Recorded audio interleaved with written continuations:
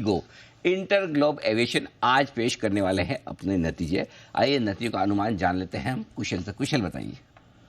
Sir, numbers के लिहाज से क्वार्टर बेसिस पर प्रदर्शन जो है वो कमजोर साइड पर इस बारी देखने को मिल सकता है। रीजन मैं बताता हूं आपको क्यों। इसमें सबसे पहली बात और सबसे इंपॉर्टेंट फैक्टर यह है कि इंजन की जो समस्या है उसके चलते थोड़ी कम फ्लाइट्स उड़ती हुई नजर आई है, जिस कारण से यहां पर ओवरऑल जो रेवेन्यू है वो करीबन 14.5% गिरकर 16,630 करोड़ पर रह सकता है 19,452 करोड़ के मुकाबले। दूसरी बड़ी ऑफकोर्स इंपॉर्टेंट चीज है यहां पर Q3 में आप देखिए तो प्रॉपर एकदम सीजन था जहां पर मैक्सिमम फ्लाइट्स उड़ती हुई दिखी थी, काफी बड़ा PLF भी था और उस वजह से यहां पर जो बेस है आपको Q3 का वो रिलेटिवली बड़ा रहेगा Q4 के मुकाबले। साथ ही एबिटा लेवल पर कंपनी जो है करीबन 36.5% की गिरावट दिखाकर 3,270 करोड़ रुपए पर यह आंकड़ा भी आ सकता है और इस कारण से ही आप देखिए जो एयरक्राफ्ट फ्यूल खर्च और साथ ही जो इंजन रेंटल्स में बढ़त है उसकी वजह से मार्जिन्स पर आपको असर आता हुआ दिख सकता है।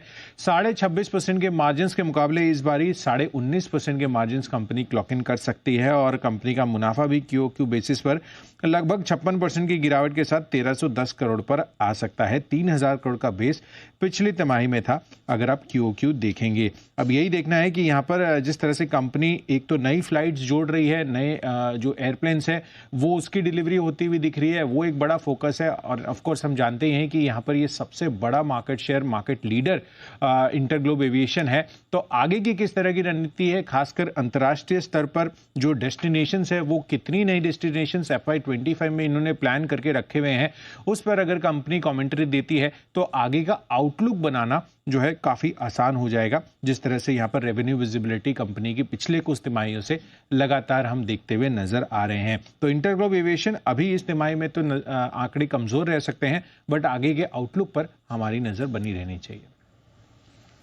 ओके, तो आउटलुक पर नजर रहेगी और साथ ही इस तिमाही के नतीजों पर भी। इंटरग्लोब एविएशन जबरदस्त एक्शन में रहा है, स्टॉक 4,400 के आसपास पहुंचता भी दिखा। एक बार धर्मेश जी से भी राय ली जाए नतीजों से पहले इंडिगो में। धर्मेश जी, क्या है आपका व्यू?